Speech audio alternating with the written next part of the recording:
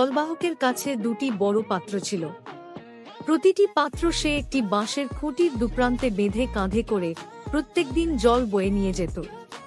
একটি পাত্রে একটি ফাটল ছিল, জল বয়ে নিয়ে যাবার সময় ওই ফাটল দিয়ে বেশিরভাগ জল বের হয়ে যেত। সে এত গরিব ছিল যে ওই ফাটা পাত্র পাল্টে একটা নতুন পাত্র কেনার সামর্থ্য ছিল না। এইভাবে কিছুদিন চলার পর ফাটা পাত্রটি লজ্জা পেল।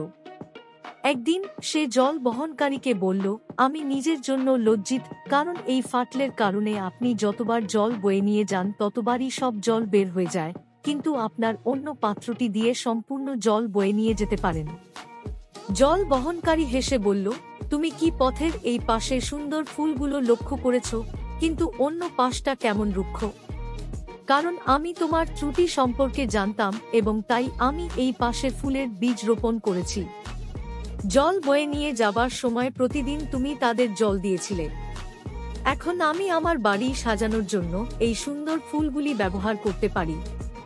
এই গল্প আমাদের শিক্ষা দেয় যে আমাদের সকলের ত্রুটি আছে, কিন্তু সেই ত্রুটিগুলি ঠিকভাবে ব্যবহার করলে আমাদের সুন্দর কিছুর দিকে নিয়ে যেতে পারে। এরকম আরও মজাদার গল্পের জন্য এই চ্যানেলটি সাবস্ক্রাইব করুন।